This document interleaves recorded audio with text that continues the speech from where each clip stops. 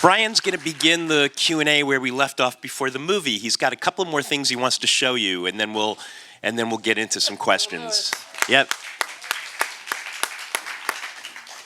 So I'm just going to very briefly take us behind the scenes for what you saw, a little bit like the moment within the movie where Martin Scorsese was able to reimagine George Méliès at the beginning of his career, creating his films. And when I first met Mr. Scorsese in his office on this studio, he talked about how excited he was to be imagining that moment with a new technology.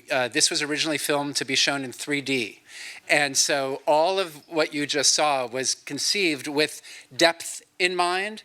And Mr. Scorsese had the excitement in him. I think that's why his movies remain so alive and so exciting, is because he still feels the excitement that he felt throughout his entire life about the joy of making movies. And so this is just a moment behind the scenes where, let's see if I can just get that to go. Sometimes my computer's, I'm just going to do this, and then I'm going to do this. There we go. So just a brief moment of filming this one scene where the two, because you can see on the little monitor what the camera is picking up. And then the 500 extras, which were on set every day during the train station. Most of it was built. You can see there was some green screen to make it even bigger. And then there were 12 or 13 different automatons that were created. So over the course of the film, the automaton's expression changes from when he's first found by the father with a bit of a frown to that last moment that you saw where he has a little bit of a Mona Lisa smile. Each of those were different. And they're very heavy, and one of them actually worked. But which Mr. Scorsese has, and one of them was made out of very light material so Asa Butterfield could carry it.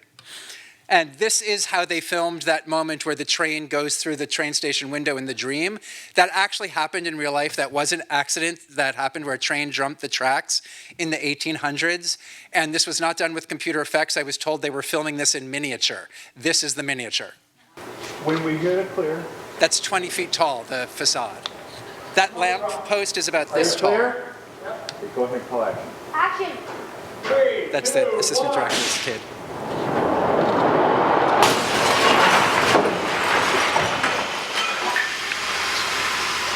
Hold on, someone still has to say cut. You have to say your next line. Cut! It took about 9 months to build that. And they gathered us to watch. That's my husband having a very good time. And then they reshot it the next day. They pulled the train back, rebuilt the wall, and there's Mr. Scorsese directing from my book. So now I would love to talk with Ira about the making of the film. Thank you, Juliet. So I read an interview with you where you said, and I hope I got this right, that you wrote a book about books that was really about movies, and then Marty made a movie about movies that was really about books. Can you explain that? Did I get it right? Or? It's the exact opposite. Oh, okay. Okay. All right. But so close. Okay. So I'm a bookmaker. I love making books, and I love movies. I'm distantly related to David O. Selznick, who made Gone with the Wind and King Kong, so I've always had that in my mind. But ultimately, what I really care most about is books. And I was talking earlier a little bit about that technology. So when I was making this and thinking about what happens when you turn the pages, I realized, I wasn't even sure I did this consciously, but I realized at a certain point that I had made a book that does celebrate film, but is ultimately about the importance of books themselves. Okay. And so when people used to ask me when I was making the book if I thought it could be adapted for film, I said no, because the physical book that I was making actually becomes part of the plot within the book. So that physical book is part of the story. And there's no way that that can be recreated in a cinematic experience. You don't end up holding anything. So when I got the call that Mr. Scorsese was going to make this movie, I thought I didn't know how it was going to happen, but I realized very quickly that Mr. Scorsese is all the characters in this book. He's Hugo. If you know the beginning of Goodfellas, when Henry Hill as a kid is looking out the window at the mobsters down below, dreaming about being mobsters, that's Hugo at the beginning of the film. I should say I had not seen a lot of Martin Scorsese films before I watched this, because I generally don't like violent films. But he's a film scholar. He is someone who has resurrected a lost filmmaker. He rediscovered Michael Powell, who made The Red Shoes, who had fallen into obscurity. Every character, he's Tabard, he's every character in the story. I got to be backstage with him before a premiere once, and I said, Mr. Scorsese, I think I may have made this movie for you. And I realized that what he had done was what you were just getting at, that he had taken my story, and with changing almost none of the plot, like this is very, very faithful to my book, he reversed that intention. And so he does. He celebrates books. John Logan had the beautiful idea to make Isabel be the writer at the story, so we discover what her purpose is at the end. It's writing. But ultimately, it's about the importance of film.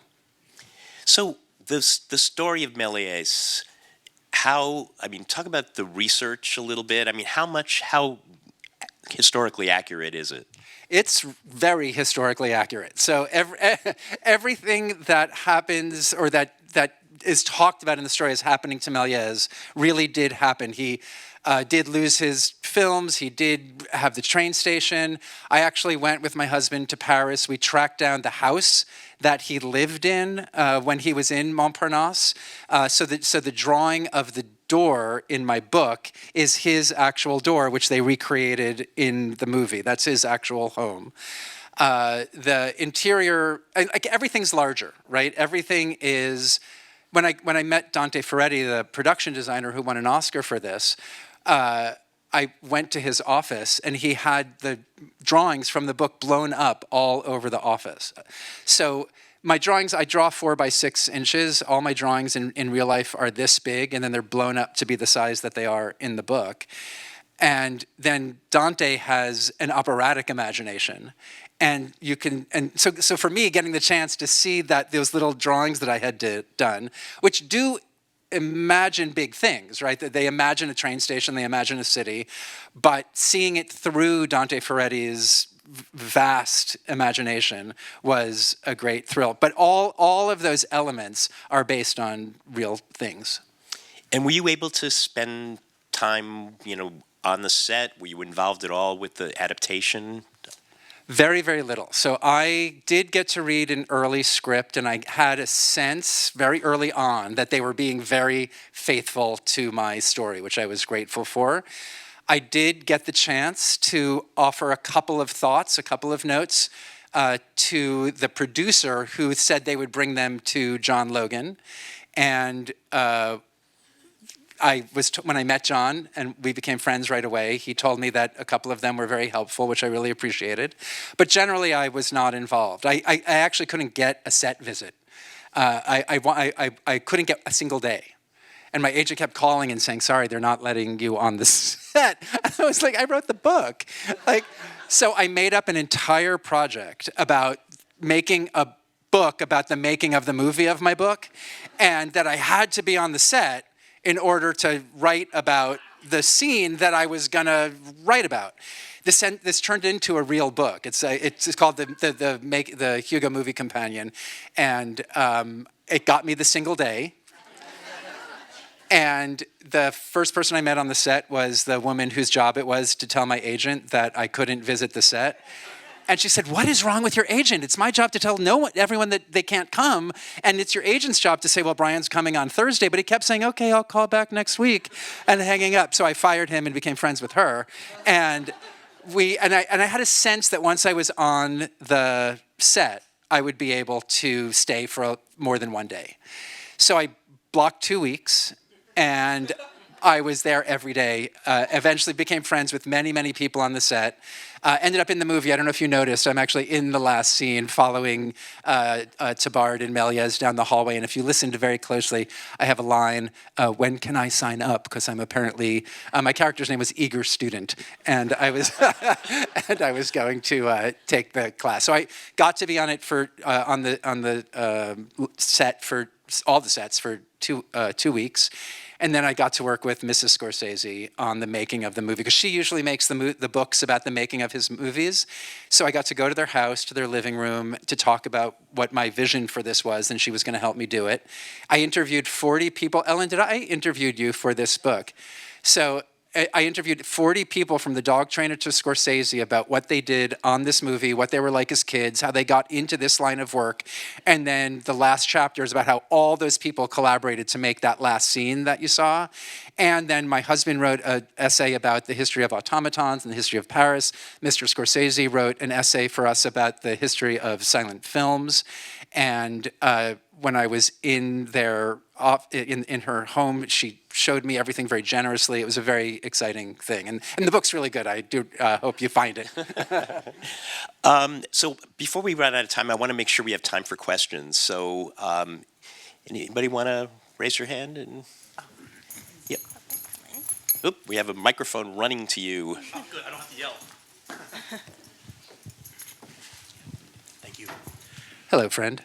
Hello, Mr. Selznick. I just wanted to say before my question, I had not noticed that you had a cameo in the movie. Like, that was a surprise to me. I thought, wow. Like, I've watched this for so many times. I was like, I had never even noticed that. It's crazy. There I was. Now you have to watch it again.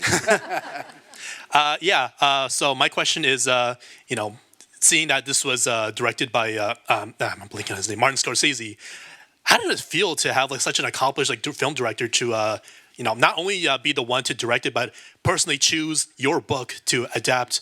Like, if I'm not mistaken, this is like his first like kids movie or something like that. It must have been like an absolute honor. Yeah. It's so funny. We were chatting before this started, and the first thing that I was joking with him about in terms of a question was, how did it feel when you got that phone call? It's like anybody who writes a book about anything, they're probably fantasizing, Marty's going to call me. Yeah. that was not part of my fantasy life. Yeah. So it came very much out of the blue.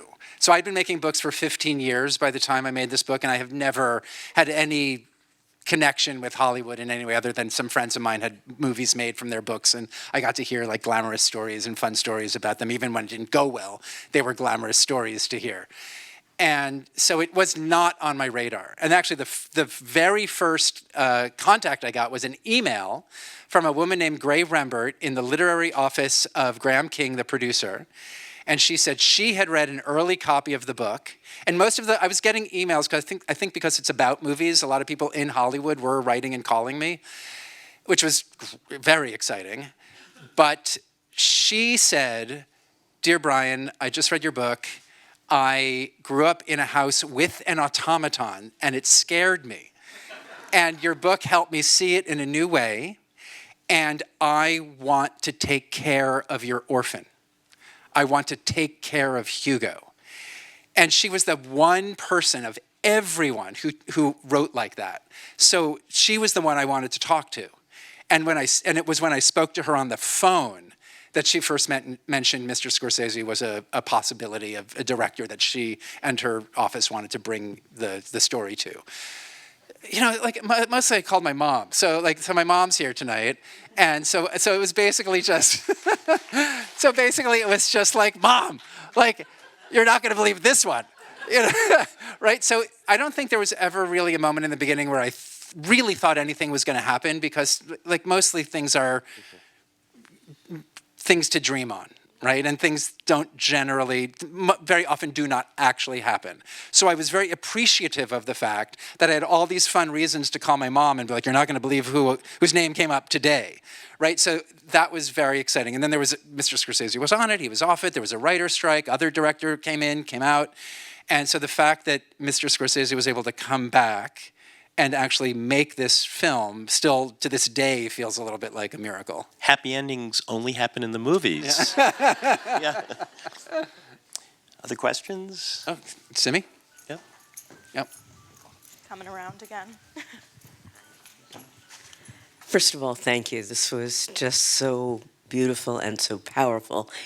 And I was interested in watching it about the role disability plays in the film.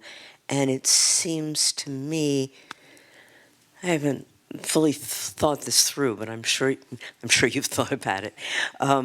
It seems to me that it has so much to do with the war and with loss, and there's so much loss in this film.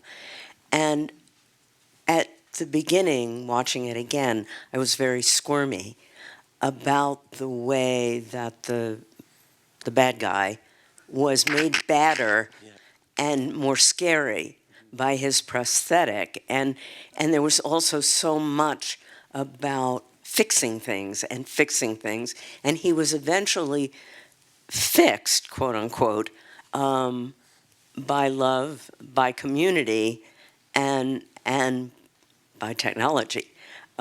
So that's a piece that isn't as clearly articulate. There are a couple of pieces that seem to me to come together in a very beautiful way. Oh, thank you. This is Simi Linton, who's a very important scholar, disability scholar, who's a big mentor to my husband and a performer and a really extraordinary person.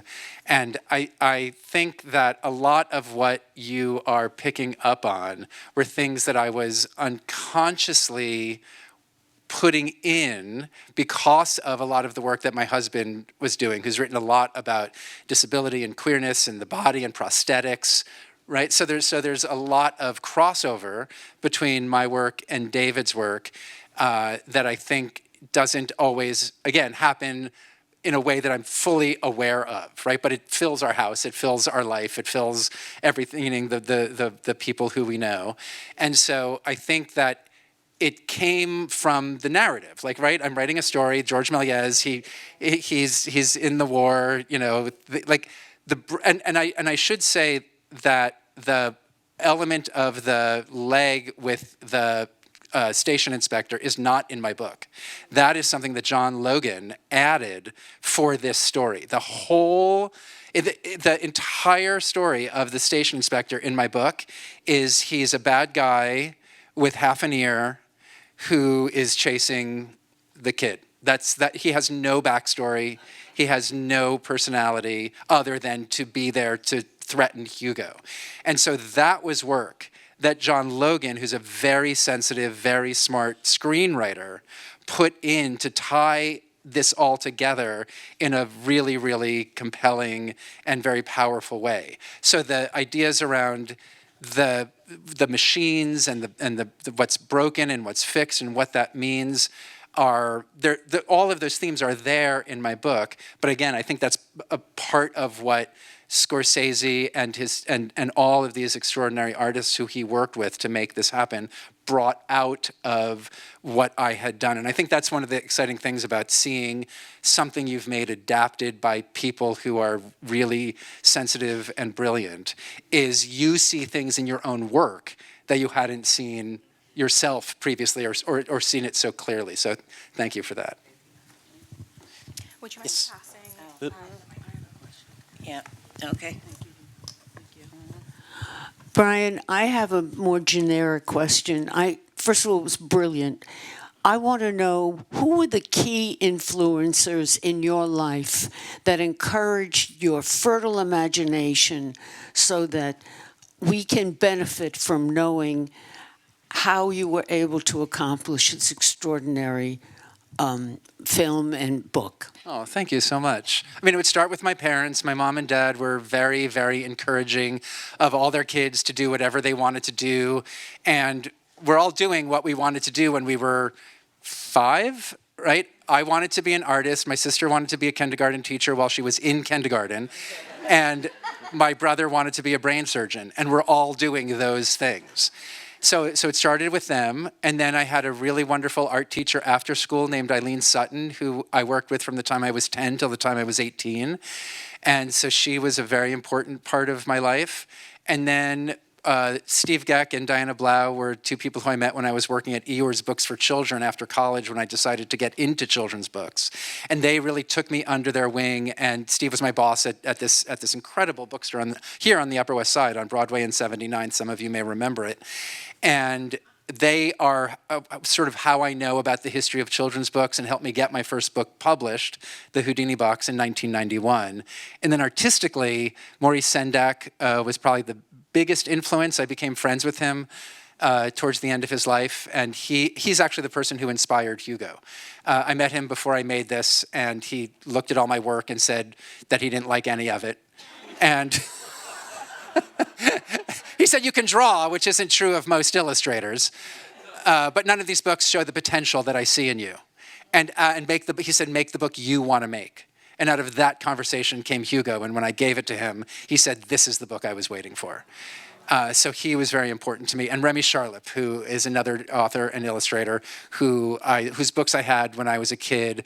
Mom, do you have any idea why I had all of Remy Charlip's books? No, I had 10 of his books. Some of you may know a book called Fortunately. That was his most famous book. But they're really experimental, very interesting. Found out later he's a queer author and illustrator, and he was also a performer. And I met him right when I was beginning to work on the book. And I was able to thank him for all of the joy that he gave me throughout my life. And then I realized he looked exactly like George Méliès. So he posed as George Méliès in the book. So all the drawings in the book of Méliès are actually my favorite childhood writer and illustrator, and my big influence, Remy Charlip. We have time for one more question. Hi, I'm a really big fan. I picked this up at Scholastic Book Fair when I was 7. Awesome. And I sort of carried it around. Scholastic. Yeah, it was the best. And I think it was the first book I ever read that was a picture book in expansion. And I was always wondering how you sort of saw the story as a movie in your head, or was it storyboards, or was it, how the images sort of flow? Because sometimes you'll see sequences, but sometimes you'll see a page of a train coming closer. So how did you sort of figure out where to push and pull time and sort of think about it as a story that is a movie in your head, or a pictures on a book? That's a great question. And it's funny because the book began as a 98-page novella. And there was supposed to be one drawing per chapter. And I wrote almost the whole story in that format. But I couldn't quite figure out what the one drawing per chapter would be. It never quite felt right. And then I began to think about where the wild things are, where there's a wild rumpus, many of you may be able to picture right in your head, where suddenly there's no more white space, there's no more words, the pictures take over the whole book and move us forward. And then I made a connection in my mind between that and what a camera is doing in a movie, where if you think of Alfred Hitchcock or Martin Scorsese, the camera is very often telling you what to look at, what's important. It could subvert, it could make you, it could fool you into believing the wrong thing on purpose, but the camera tells the story. And then there's editing, which is very much like the turning of a page. So I began to make all of those connections, and I was watching a lot more early French films, and I began to wonder if there was a way to tell part of the story that would feel like a silent film. And so I was saying earlier, it's very important to me to make books, and I'm interested in what happens when the words and the pictures work together. So I thought, okay, if a 6-page Wild Rumpus is that exciting in a 32-page book, what if there's an 80-page Wild Rumpus every 4 pages in a 600-page book? So I took out text that I thought I could draw.